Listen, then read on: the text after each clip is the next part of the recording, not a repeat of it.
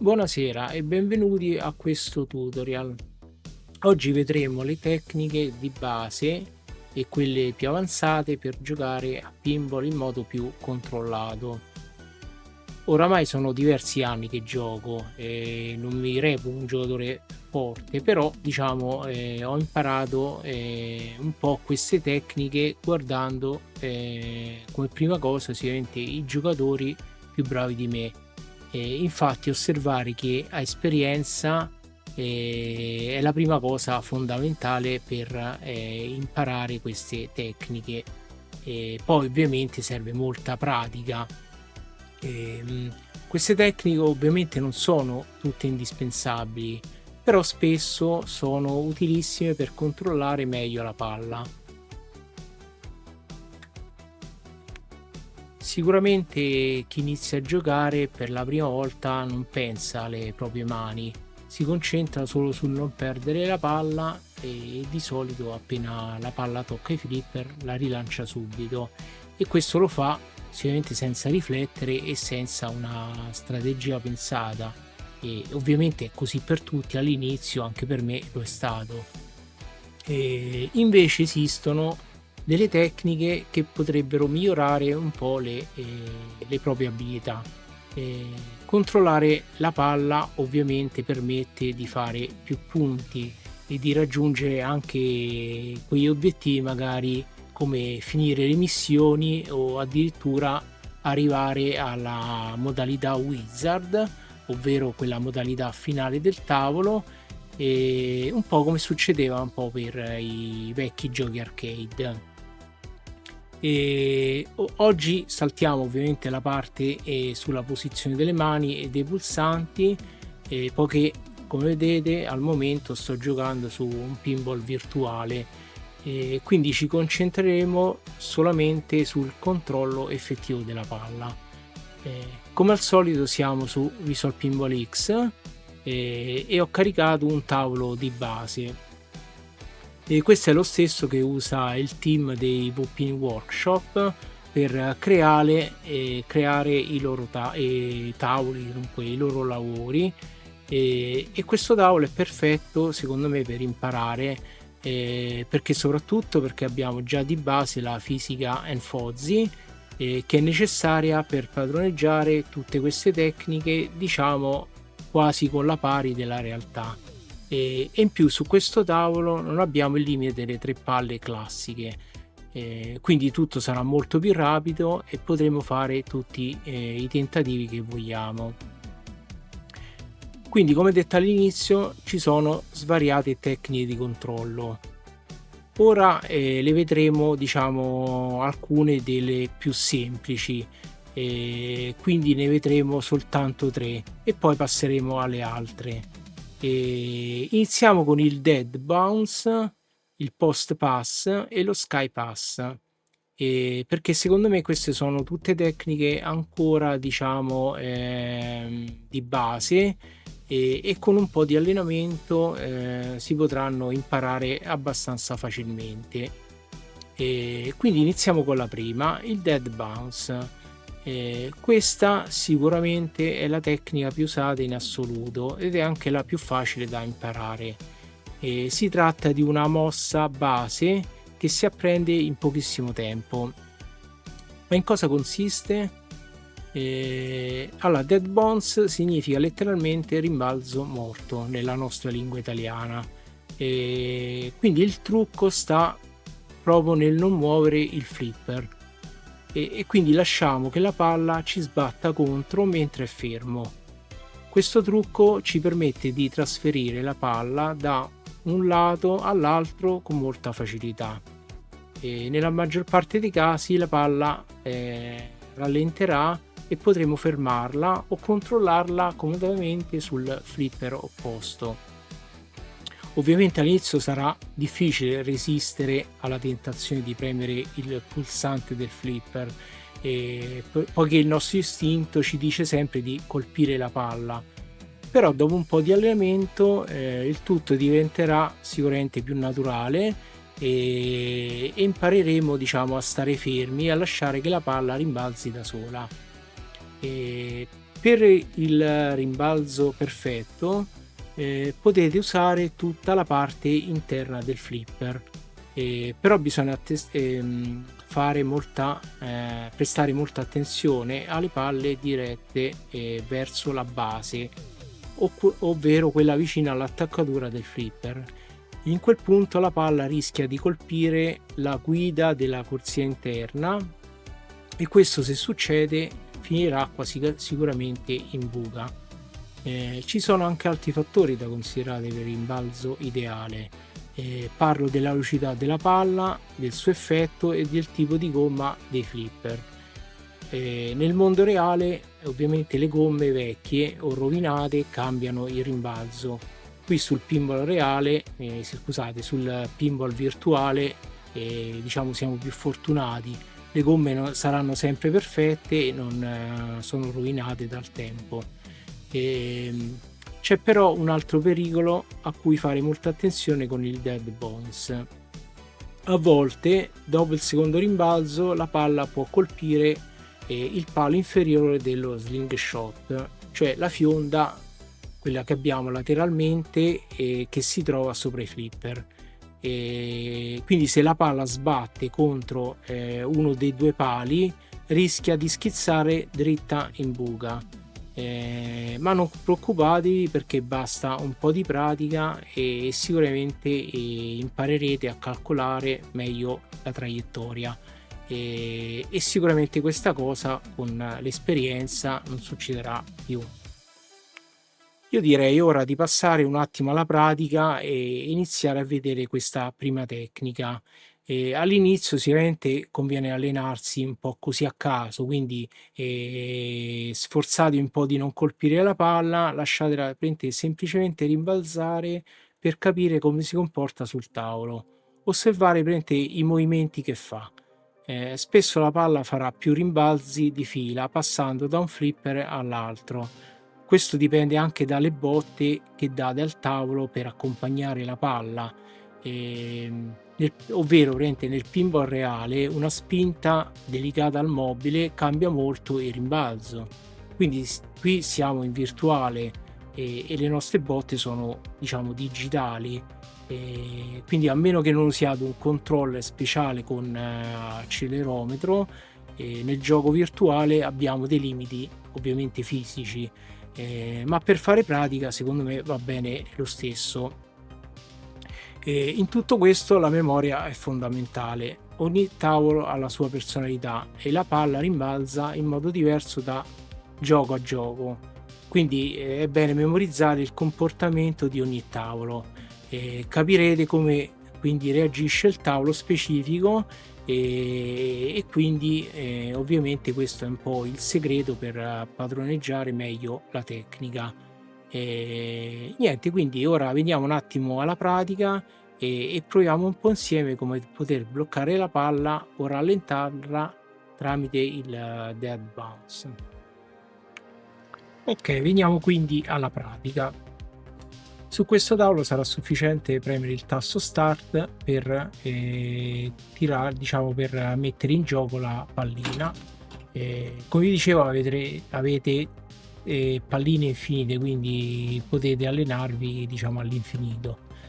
Ok, quindi lanciamo e vediamo che succede. Abbiamo fatto il primo rimbalzo a morte, che ovviamente andrà a finire sullo slingshot di sinistra, quindi diciamo questa è già una prima base per capire che questo tavolo, cioè, si comporta in questo modo. Quindi quando la pallina farà questo primo giro e andrà sul flipper destro, la maggior parte delle volte andrà sicuramente sul slingshot di sinistro. Prendiamo start, vediamo un po' se lo fa ancora. Ecco, quindi già così abbiamo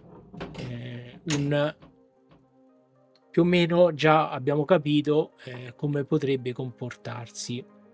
Questo è, come vi dicevo, è molto importante perché appunto ogni tavolo ha la sua, diciamo, non si può manco chiamare fisica, però effettivamente sì, è proprio la fisica del tavolo che su quelli reali ovviamente la fisica è sempre la stessa come qui, diciamo, però generalmente poi in base alla velocità della pallina, in base a vari fattori di come il tiro viene eseguito, i rimbalzi potrebbero delle volte essere grosso modo sempre gli stessi, come in questo caso che abbiamo visto il lancio della palla, farà il loop, farà tutto il giro del sovrastante del tavolo, poi finirà sul flipper in basso a destra e quindi molto probabilmente colpirà quasi sempre lo slingshot sinistro. Se non vogliamo questo, quindi c'è la tecnica ovviamente anche per stoppare la pallina oppure eseguire altre azioni per evitare ciò, ecco. Comunque adesso non è questo ancora il caso, adesso concentriamoci sul dead bounce.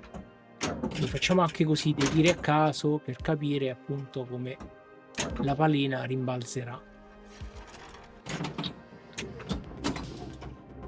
Okay. Non importa se la perdete, ma è importante, ecco, come vedete adesso già eseguito semplicemente la stessa cosa ma l'ha fatto un po' più sotto dello slingshot, quindi magari il tiro era leggermente più meno potente, ecco, rispetto a come io ho dato la potenza del lanciatore iniziale, ovvero il plunger, quindi anche quello conta parecchio, ecco, soprattutto qui che abbiamo la fisica in Fozzi.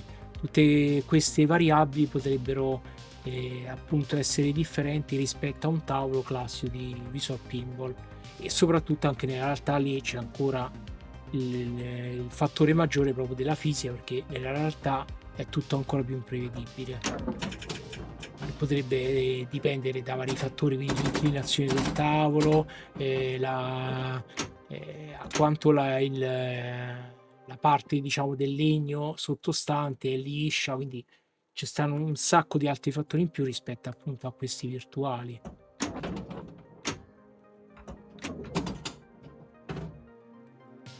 Ok, facciamo qualche altro tiro e poi passiamo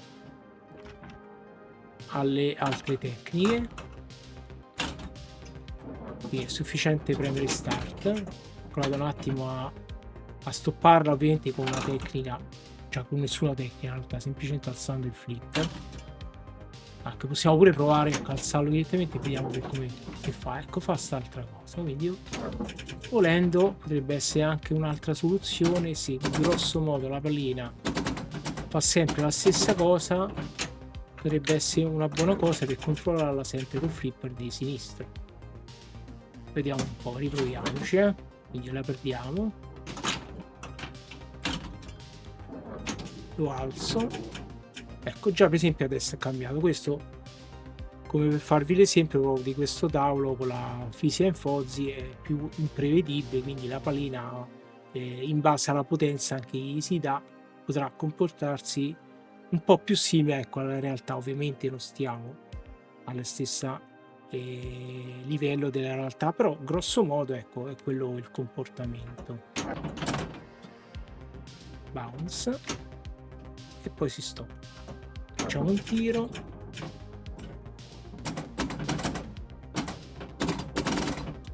bounce, era molto al limite, però diciamo adesso che ho molto occhio, quindi ho fatto tante partite e so più o meno, ecco, che guardo con la pallina come va, cioè è una cosa ovviamente molto non personale ma molto di intuito, cioè ovviamente l'errore c'è ancora, l'errore umano, perché delle volte sbaglio anch'io giustamente, però la maggior parte delle volte so che non è ancora in periodo, quindi la lascio andare in modo da stopparla con l'altro flipper. Anche i giocatori più bravi sbagliano, ecco, per esempio adesso pensavo che andasse a rimbalzare dall'altra parte, invece è andata leggermente più sulla punta e quindi ovviamente il rimbalzo non c'è stato. Così vi faccio anche vedere quello che succede.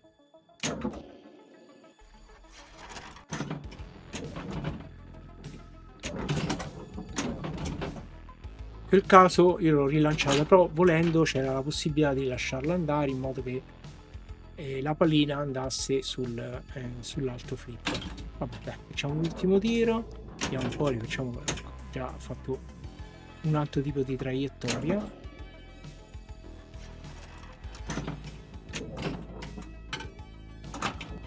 Ok, quindi diciamo, ecco, voi mettete un po' in pratica questi tiri, anche lanciarla a caso in modo da capire come si comporta, e poi magari potete anche passare su un tavolo, diciamo, sempre di visual pinball, però diciamo, ecco, reali, qualsiasi tavolo, per padroneggiare meglio la tecnica e giocando anche, diciamo, in modo più reale.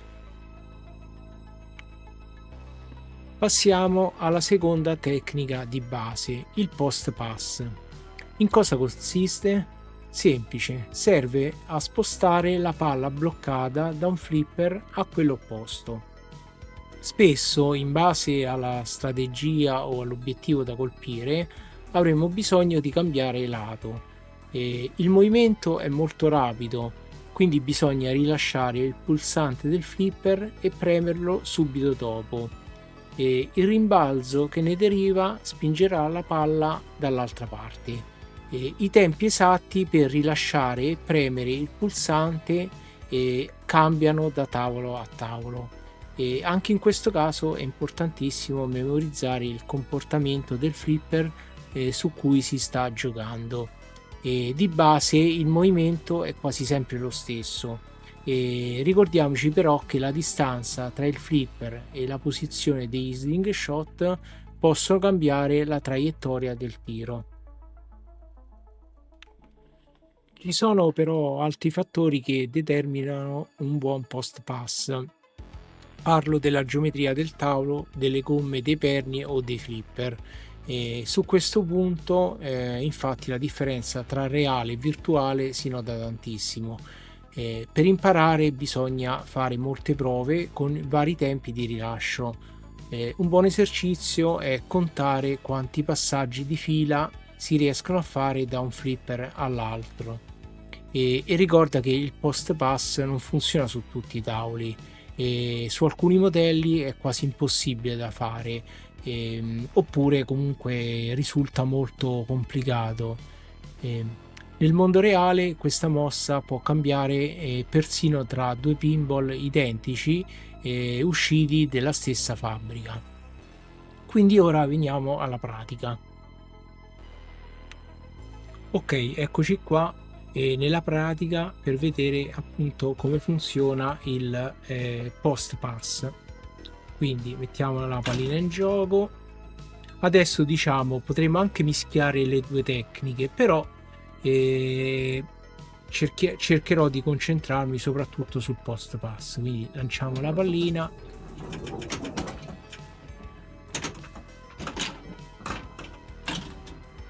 e vediamo di riuscirla. Ok, adesso mettiamo caso vogliamo passare la pallina da un flipper all'altro, e diciamo bisognerà appunto rilasciare il flipper e poi ad un certo momento ripremere in modo che la pallina sbatta contro il perno, quello che abbiamo qui a sinistra sopra lo slingshot, e in quel modo rimbalzi sull'altro flipper. Quindi proviamoci. Ecco, diciamo questo è il movimento diciamo corretto da fare. Ovviamente ecco, se la rilanciamo prima c'è la possibilità che la pallina venga buttata via, diciamo. Ecco, quindi bisognerà, allora, per me adesso sembra molto facile seguire la tecnica, e ovviamente per quelli di voi che non l'hanno mai affrontata prima risulterà all'inizio sicuramente più difficile della precedente tecnica, ovvero del dead bounce. Questa sicuramente va un attimo padroneggiata, poiché appunto dipende molto dal tempo di rilascio del flipper, perché per esempio se io adesso lascio e ripremo ovviamente mi fa tutta un'altra cosa, quindi dipende molto dai tempi di rilascio. Quindi io lascio, ripremo subito e faccio in modo che alzo il flipper opposto in modo che blocco la pallina. Quindi proviamoci 2-3 volte, anche 4 di seguito. Ecco, beh, in questo caso non ci sono riuscito perché la pallina è andata giù, quindi in quel caso se lo rialzavo, appunto, come avete visto, l'ho tirata via.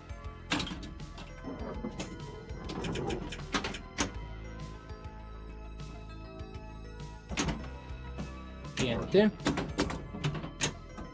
Poi realmente non è che serve fare questa cosa, però ecco, se riusciamo a in qualche modo a controllare più di una volta, ma serve solamente per imparare, perché poi a conti fatti, poi una volta che è stata trasferita da quell'altra parte, serve proprio appunto per tirarla con quel flipper, non di ripassarla di nuovo sul flipper da cui è partito il tiro, a meno che non ci siamo sbagliati, ecco. Quindi ci riproviamo. Facciamo giusto un bounce per passare la palla e bloccarla, quindi e niente, che molto probabilmente dipende anche dalla forza che diamo del rilascio.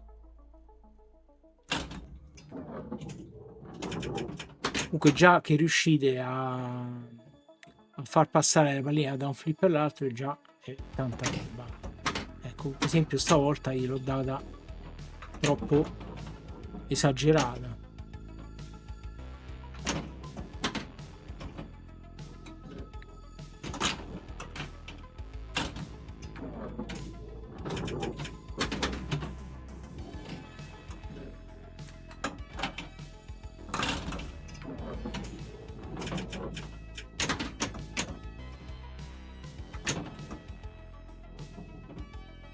Questa potrebbe essere, diciamo, una mezza tecnica che ho mischiato le due cose, quindi ho fatto mezzo post pass e non è riuscita a spostarla sull'altro flip, ho fatto in modo tale che la pallina, la traiettoria, ho visto che più o meno capitava ancora in una zona sicura della parte interna del flipper, e quindi l'ho lasciata trasferire automaticamente dall'altro flipper. Poi al momento giusto l'ho tirato su in modo da non rilanciarla. Questa ovviamente, perché le tecniche si possono anche ovviamente mischiare in base all'occasione che ci capita in quel momento. Ecco, per esempio in questo caso non ho fatto niente, no, sto cercando di passarla in modo, ecco, così, in modo che posso di nuovo fare eseguire più post pass contemporaneamente, anche se ho detto alla fine della storia non ci serve molto.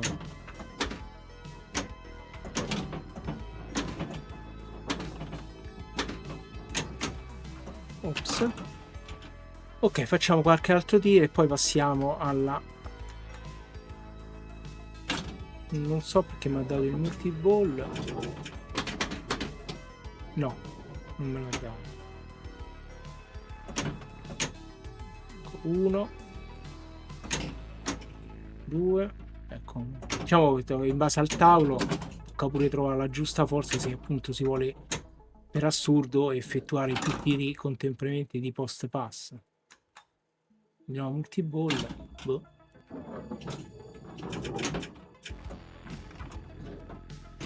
Ok, dai, facciamo l'ultimo tiro e passiamo alla prossima tecnica.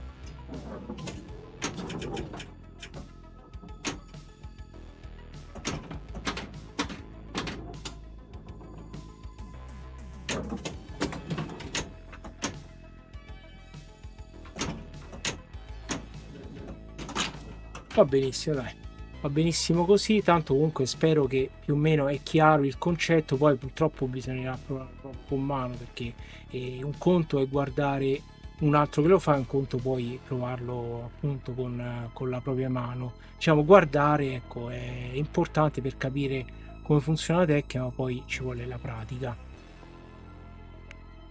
Veniamo all'ultima tecnica di base di oggi, lo Sky Pass, chiamato da alcuni anche Flipper Pass. E lo scopo è sempre lo stesso, cioè passare la palla da un lato all'altro, ma in un contesto diverso. Nel post pass siamo noi a muovere la palla da fermi, da un flipper all'altro, e nello ski pass invece l'azione avviene mentre la palla è in movimento. Si può paragonare per esempio ad uno sciatore che salta da un dosso all'altro. Il nome della tecnica infatti deriva proprio da questa. consiste nel far saltare la palla rotolante da un flipper all'altro. Per farlo basta tenere alzato il flipper su cui la palla sta arrivando e se la velocità è quella giusta, la palla scivolerà lungo l'elastico del flipper e farà un piccolo salto verso il flipper opposto. Quando la palla arriva dalla corsia interna, si può anche aiutarla alzando il flipper all'ultimo momento per dare una piccola spinta verso l'alto. Sollevare il flipper con il tempo giusto vi permetterà di controllare la palla e a preparare un tiro più preciso. Però bisogna prestare attenzione: se la palla è troppo lenta, alzare il flipper d'arrivo è un errore grave. La palla sbatterà contro la punta del flipper alzato e finirà quasi sicuramente in buca. Anche questa mossa ovviamente non funziona su tutti i tavoli, molto dipende dalla pendenza del campo di gioco, dalla velocità della palla e dal tipo di gomma. Bisogna quindi sempre osservare il comportamento della palla per capire questi fattori. E quindi veniamo ora di nuovo alla pratica. Allora, eccoci finalmente giunti all'ultima parte, ovvero della pratica per eseguire lo Sky Pass. E ho dovuto cambiare tavolo perché quello di default, diciamo quello basico dei VPin Workshop che utilizzano appunto per creare altri tavoli, quella tecnica si può eseguire proprio ottimamente, diciamo è proprio difficile che avviene appunto come spiegavo questa tecnica, ovvero dello Sky Pass non sempre si attua su ogni tavolo. Quindi ho caricato questo un altro tavolo fantastico sempre dei VPin Workshop, che questo ovviamente si basa sulla ROM e permette appunto proprio di seguire questa tecnica.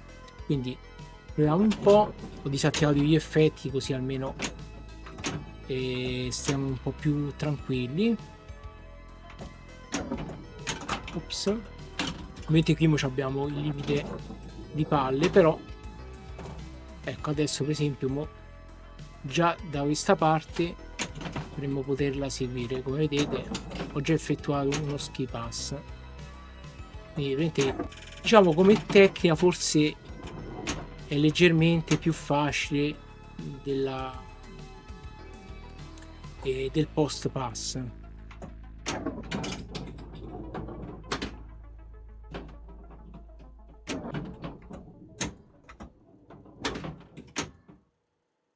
Magari quando vedete che questa tecnica non viene eseguita, gli date in più una botta verso l'altro mentre sta rimbalzando sul flipper, in modo che gli dà quella spinta in più per passare da un flipper all'altro.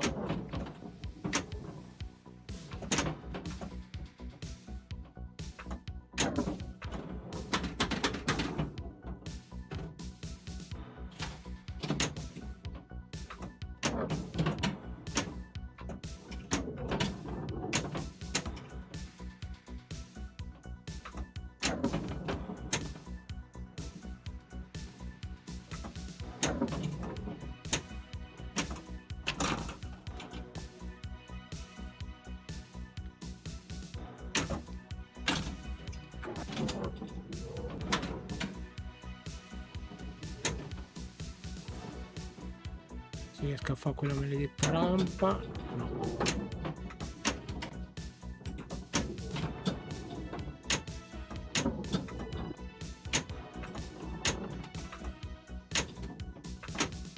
Ecco, questa diciamo, ecco, l'altra tecnica diciamo è sempre lo ski pass, però appunto quello che vi dicevo di alzare il flipper opposto mentre sta arrivando per dargli quella botta per sollevarsi e quindi ovviamente in questo caso anche bloccare la palla dall'altra parte. Anche in questo caso vediamo, potrebbe riuscire anche sul... ah no, giustamente perché la blocco.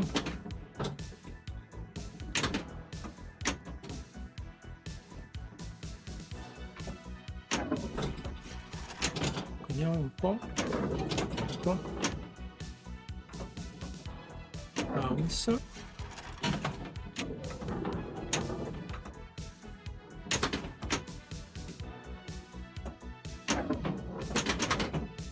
Adesso purtroppo a me di seguire altre tecniche, però come appunto sto cercando forzatamente di non fare altre tecniche, appunto perché poi le vedremo in un altro momento. Per esempio, ovviamente quando dà delle botte bisogna sempre fare attenzione appunto al tilt. Comunque pure lì faremo sicuramente anche un tutorial sul Nuge, considerando che ovviamente su questo digitale c'ha sempre i suoi limiti, ecco. Stavolta per esempio lo potevo far rimbalzare dall'altra parte, ma ho visto che era un po' troppo vicino all'inizio di dove poggia il flipper, quindi rischiavo che mi andava giù dritta in buca.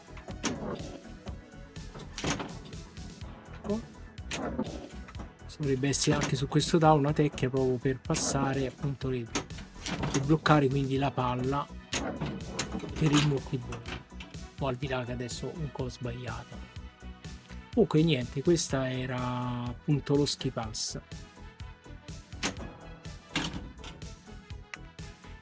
Io direi che per il momento ci possiamo fermare qui, tanto grosso modo abbiamo visto le 3 tecniche di base e magari la prossima volta iniziamo a vederne qualcuna un po' più avanzata. E quindi niente, ci salviamo qui e alla prossima ragazzi, ciao.